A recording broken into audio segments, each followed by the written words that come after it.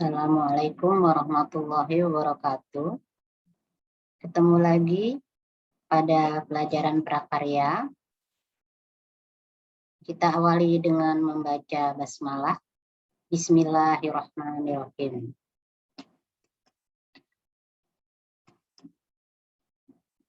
Pada pertemuan kali ini, Ibu akan membahas tentang KD 3.4. Yaitu menganalisis media promosi untuk produksi hasil usaha kerajinan berdasarkan pada kebutuhan dan keinginan lingkungan sekitar atau pasar lokal.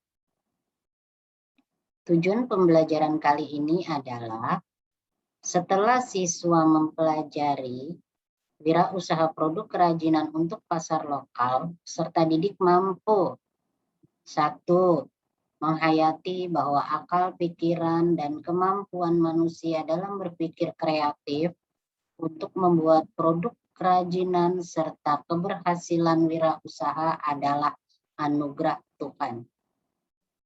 Yang kedua, menghayati perilaku jujur, percaya diri, mandiri, serta sikap bekerja sama, gotong royong, toleransi, disiplin, bertanggung jawab, kreatif, inovatif dalam membuat karya kerajinan untuk pasar lokal, guna membangun semangat usaha.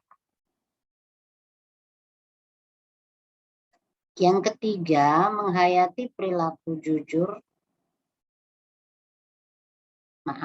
Yang ketiga, mendesain dan membuat produk serta pengemasan karya kerajinan untuk pasar lokal berdasarkan identifikasi kebutuhan sumber daya, teknologi, dan prosedur berkarya. 4. Mempresentasikan, mempromosikan dengan pemilihan media yang tepat dan menjual karya produk kerajinan untuk pasar lokal dengan perilaku jujur percaya diri. 5. Menyajikan wirausaha kerajinan untuk pasar lokal berdasarkan analisis pengelolaan sumber daya yang ada di lingkungan sekitar. Nah, itu tujuan pembelajaran kita. Ibu lanjut. Yang pertama akan dibahas adalah media promosi kerajinan pasar lokal. Nomor 1, pengertian dan jenis-jenis promosi kerajinan pasar lokal, yaitu promosi merupakan salah satu strategi pemasaran. Strategi pemasaran produk memanfaatkan bauran dari strategi produk, place, price, dan promotion, atau dikenal dengan sebutan 4P. Jadi 4P ini singkatan dari produk, place, price, dan promotion. Ini produk industrinya.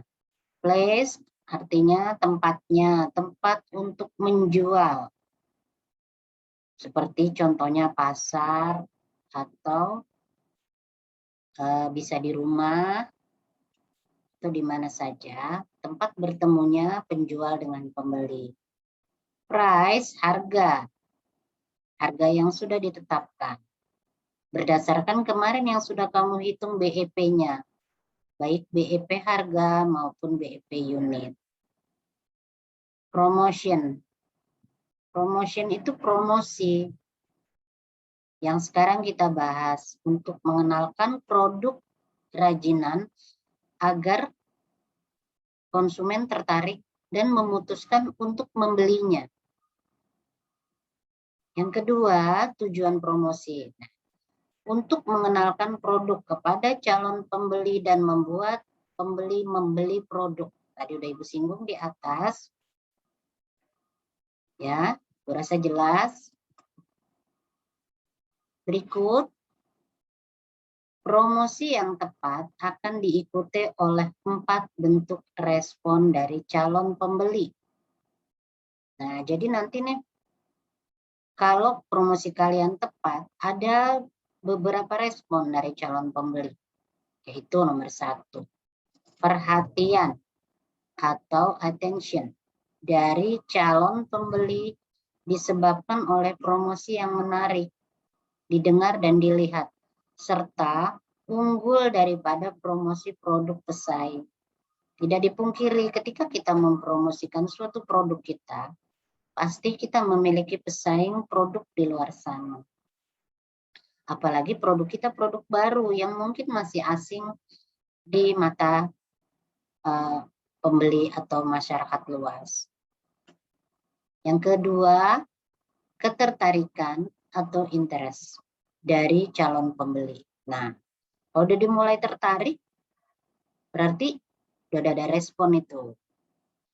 Yang ketiga, keinginan atau desire calon pembeli untuk memiliki produk.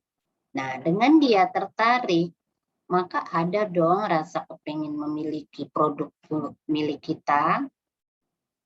Nomor 4, respon terakhir, yaitu tindakan atau action. Nah, ini finalnya yang kita tuju, yaitu pembeli membeli produk kita. 4 bentuk respon ini dikenal dengan AIDA. Disingkat ya, attention, interest, desire, dan action. AIDA. Berikut contoh-contoh dari promosi. Sini ada gambar, 3 gambar Ibu perlihatkan. Gambar ini adalah contoh media promosi Barner. Barner ini di sebelah kiri. Dan point the forecast sebelah kanan dengan ukuran lebih dari 1 meter. Kemudian gambar yang berikut ini adalah contoh dari media promosi rak mini untuk di atas meja kasir. Nih, biasanya kan ada nih media dekat meja kasir. Kemudian seperti ini. Demikian contoh-contoh promosi yang bisa kita lakukan untuk menjual produk yang kita hasilkan. Berikut adalah penjualan sistem konsinyasi produk kerajinan untuk pasar lokal. Ini adalah salah satu bentuk promosi.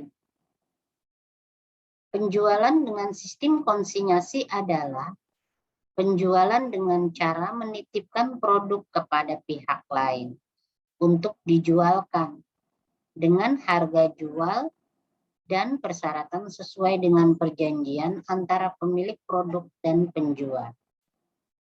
Perjanjian konsinyasi berisi hak dan kewajiban kedua belah pihak.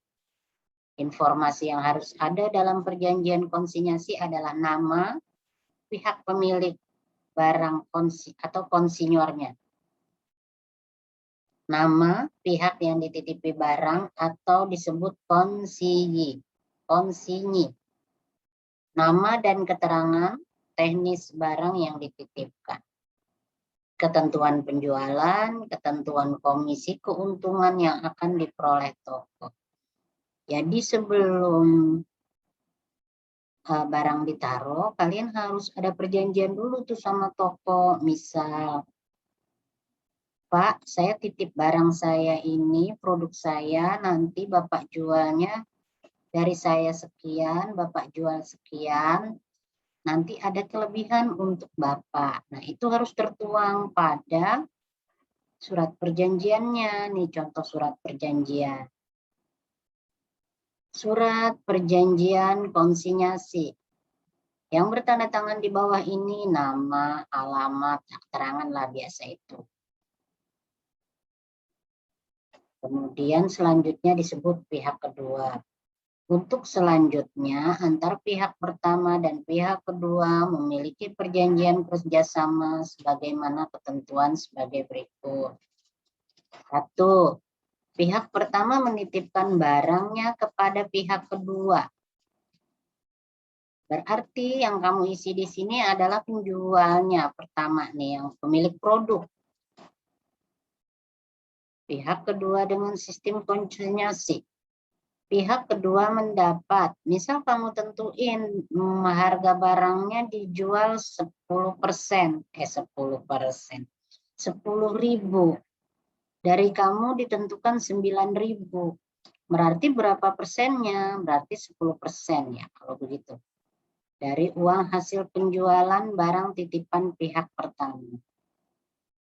Kedua, jumlah maksimal penitipan barang yang dilakukan pihak pertama kepada pihak kedua adalah, misalnya maksimal setiap naruh itu 100 buah untuk setiap desainnya. Yang ketiga, pihak pertama akan membantu promosi pihak kedua. Itu juga sebaliknya. Nah, di antara penjual produk atau penghasil produk dengan toko harus saling membantu dalam promosi. Misal kita bisa memberitahukan kepada khalayak bahwa produk kita ada loh dijual di minimarket ini atau di warung ini. Bisa kita bantu seperti itu. Yang keempat, pihak kedua melaporkan hasil penjualan kepada pihak pertama setiap bulannya. Di awal bulan berikutnya disertai dengan penyerahan laba.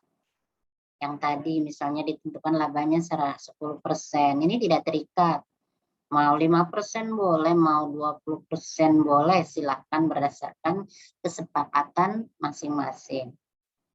Dari hasil penjualan barang titipan pihak pertama kepada pihak kedua. Kemudian, demikianlah surat perjanjian kerjasama ini dibuat untuk menjadi ikatan di antara kami.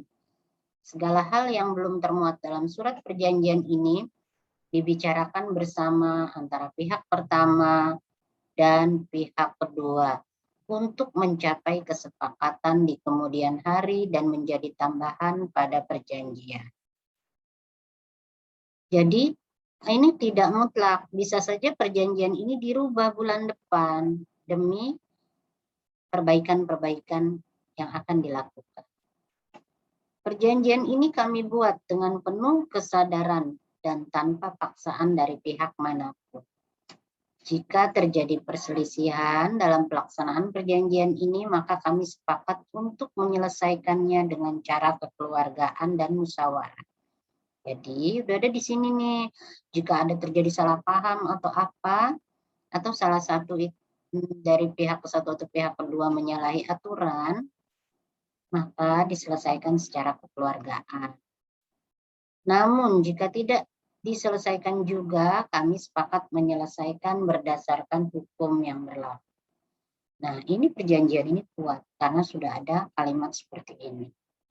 Perjanjian ini disepakati pada hari, misalnya tanggal apa, bulan apa, ini tinggal diisi. Tanda tangan pihak pertama, tanda tangan pihak kedua. Ya, itu contoh dari surat perjanjian konsinyasi. Yang berikut ada beberapa jenis promosi. 1. Promosi periklanan. Jenis promosi atau iklan ini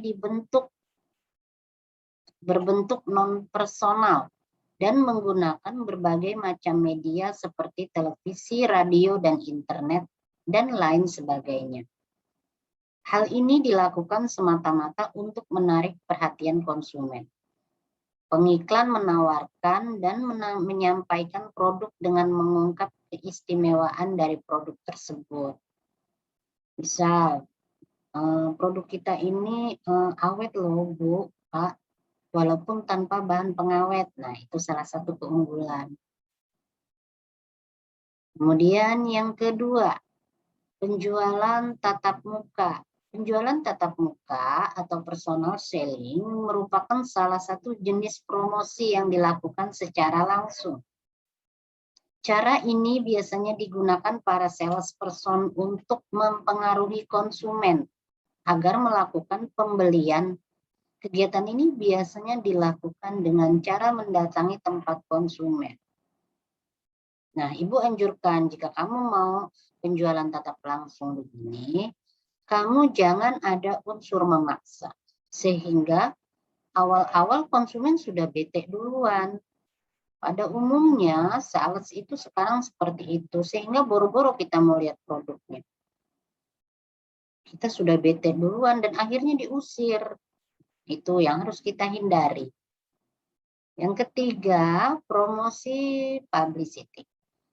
Merupakan jenis promosi non-personal mengenai pelayanan usaha tertentu dengan cara membahas informasi dan berita tentang produk yang dijual. Jenis promosi ini dapat dilakukan dengan berbagai cara, seperti wawancara yang ditampilkan di media. Misal, ada orang yang sudah membeli produk kita, kemudian kita wawancara. Apa sebabnya dia memutuskan untuk membeli? Nah, itu bisa menjadi contoh di yang ketiga ini. Sekian materi prakarya tentang KD 3.4, khususnya tentang promosi produk lokal. Ibu cukupkan penjelasannya. Sebelum kita tutup pertemuan ini, kita ucapkan hamdalah. Alhamdulillahirabbil alamin. Terima kasih Ibu ucapkan atas perhatiannya. Wassalamualaikum warahmatullahi wabarakatuh.